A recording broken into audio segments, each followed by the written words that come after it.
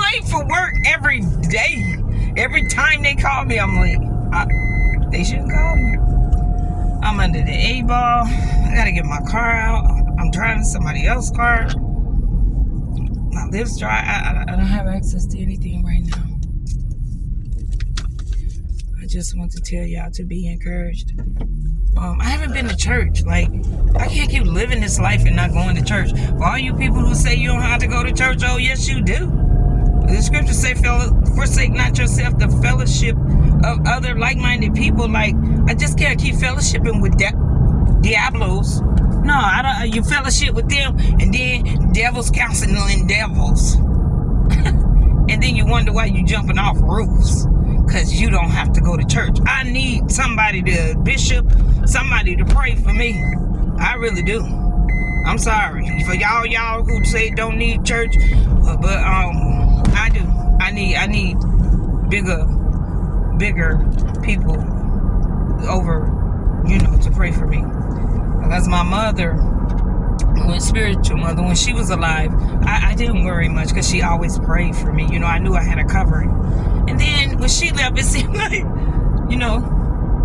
she left me Alicia. She left me a portion.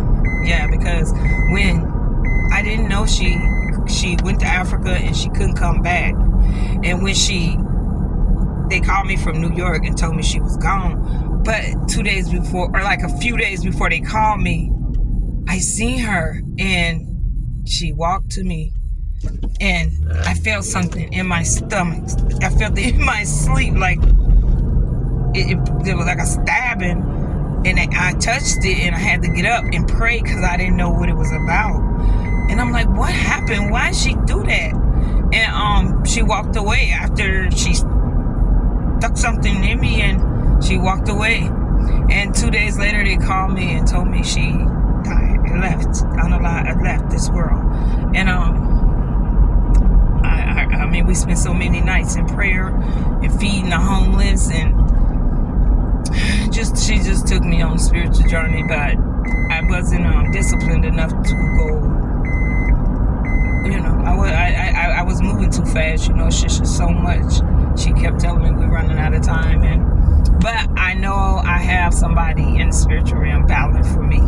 So yes, you do need to go to church. I'm on my way to work. I'm late.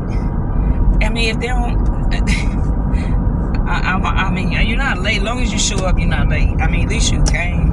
Like my boss said, at least you came. When I told her my car broke down, she was like, "Oh, thank you for coming. You could have just not came." So I do. You know what I'm saying? I'll do the right thing. And when you appreciate me, I'll get down. But if I sense some betrayal, it's not good to pull the tail of the tigress. It's just not. But I just want y'all to be encouraged. And if you can find whatever you believe, if you believe in a mosque or find your imam, you do need to be encouraged. And you don't need to be out here,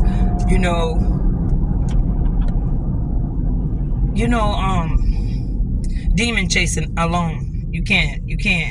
Hell is functioning and it is formed, and you can't imagine what's going on in hell. You just can't. Like, under the 6 regions of the underworld, like, you just you're not even a challenge. Like, they just watch you self-destruct because you don't have to go to church. They don't even worry about you. It's not even about going to church. It's that you got to spend hours. That's why I don't like working day shift, because I have to get up early enough to pray, and not just like, thank you for my car and my house and my life and that's it. No.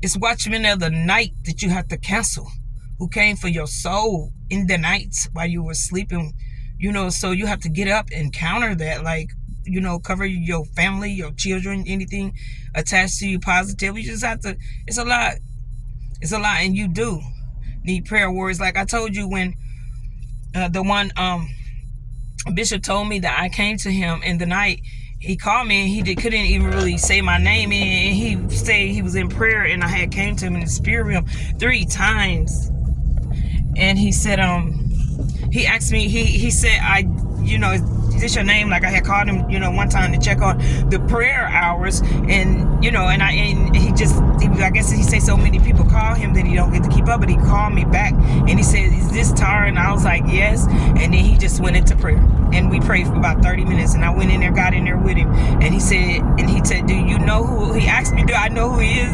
And I said, "Yeah, Pastor." And I said his name, and he was like, "Yeah, do you know why I'm calling you?" He's like, and I was like, "No." And he was like, I said, "Well, thank you for praying." And he was like, "Well, you came to me 3 times last week in the spirit." He said, "You came to me in the spirit realm." And he didn't waste time. He just started praying. He just went off, like, and it was powerful. But my point is, you do need, if you don't need the church, you need to be hanging out with the preacher, bishop, or prayer, or you can go hang out in Hollywood and let them counsel you. Or you can go to the club, let them counsel you, and see what they do for you. But my point is, always, whatever you believe, always pray.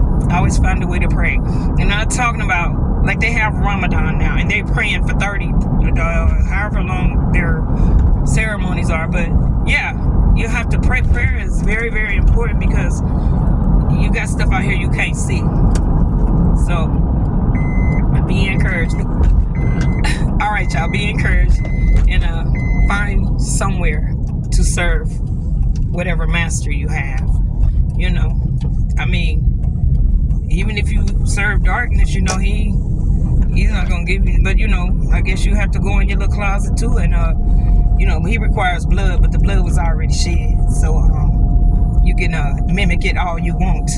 You won't get no return on it. So be encouraged, pray, and lest ye faint.